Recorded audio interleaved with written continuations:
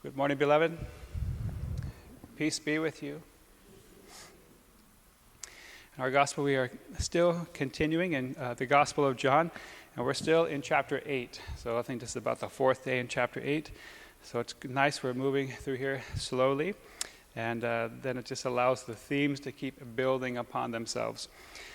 And today we'll just look at this one verse near the end of this passage where Jesus says, "If God were your Father, you would love me. If God were your Father, you would love me." So, in other words, if we love Jesus, then we're proving to anybody watching that God is our Father. And this love is the same, just continues to play off the themes we've been building, especially just starting right at the foundation with that law that is written on our hearts, that I am your God and you are my people, I am yours, you are mine. All of that is spousal love language. In other words, it's a short version of the wedding vows that spouses speak to one another, and that's the way God expects us to love him, a total gift of self to the other. And if you look at those and just even rethink about wedding vows, they're totally one way, and they're unconditional.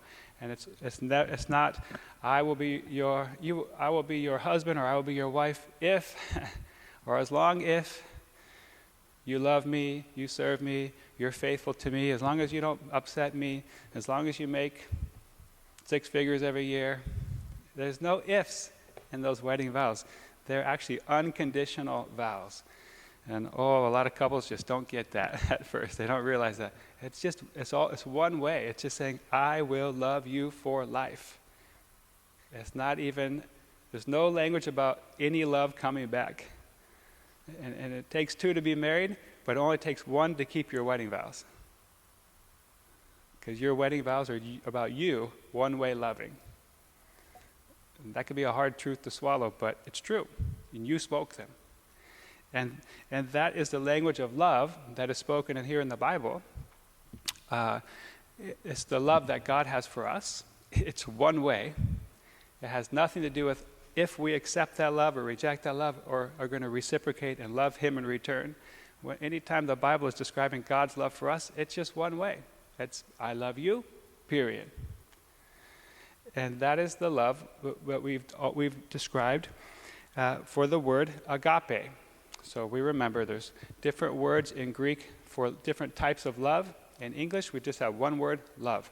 But in Greek, there's different words for different types. There's a brotherly love or a family love. There's a friendship love. There's a romantic love. And then there is agape love that is totally unconditional, no strings attached, outpouring. It doesn't even think, will you accept my love? Will you reject my love? What will you think about my love? Will you love in return? Those thoughts do not even come in. And this is the word that Jesus uses here again. So agape is always the word used to describe God's love for us and the love that God expects us to have for each other and for him. Because if we are children of our Father, then we will, what Jesus says here, have the same works as our Father. So if we're truly children of our Father, we will love like our Father loves. And so when Jesus says here, if God were your Father, you would agape me. You would love me unconditionally. You would love me with no strings attached. You would pour out your life, your whole self to me. You wouldn't even think, will I get anything in return? Will God love me in return? Will God provide for my needs? Will God help me with this? That would not even cross your mind. You see, if those thoughts are coming in our mind, if they're part of our love, then we're not at agape love. We're at some kind of a worldly love still. And God gives us the image of agape love with Jesus here, pouring in, again, every drop of his blood out for us. And it didn't even cross his mind.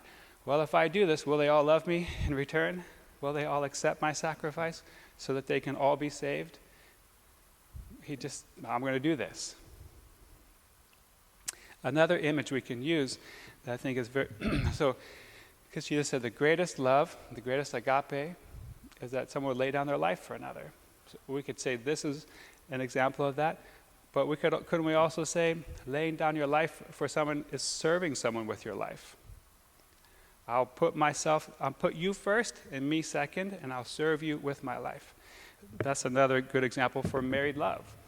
I'm choosing, I love you, I will love you for life, I will serve you for life with my life. My life now will be about serving you. I think a good image that probably we get is think about a mother with her infant child. Agape love. The mom is serving that child with her life. Literally, that child is feeding off her life. Feeding off her lifeblood for 9 months in the womb, and then feeding off her for whoever knows how long as she's nursing that child. The mother does not even think, oh, will this child, I don't know if I should love this child right now because what if they reject my love? Right? That thought doesn't even come. The mom just said, this is my child. And I love this child, and I'm going to love this child, and this child needs my love. Needs my love, my protection, needs to be nourished and cared for right now. And you sing to that child, you talk to that child, you're just loving on that child.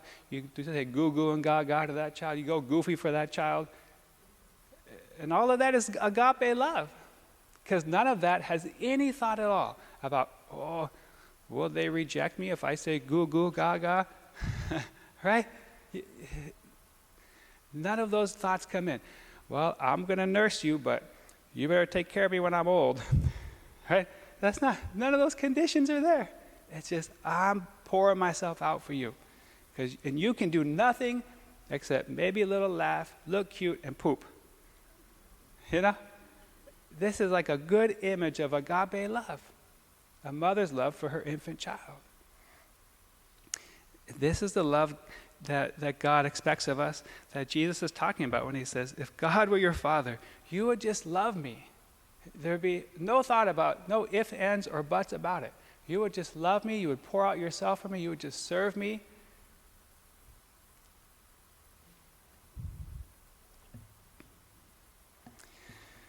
If someone was watching us, they were observing us this week, and they're going to write a little article in the newspaper, what would they write about each of our lives? Would they write down certain actions or evidences that show that we love Jesus and that therefore God is our Father? What actions would they write about us?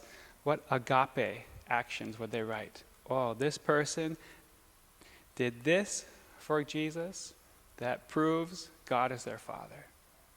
What would they write? What would they write about each of our lives? Let's stand together and offer some prayers to our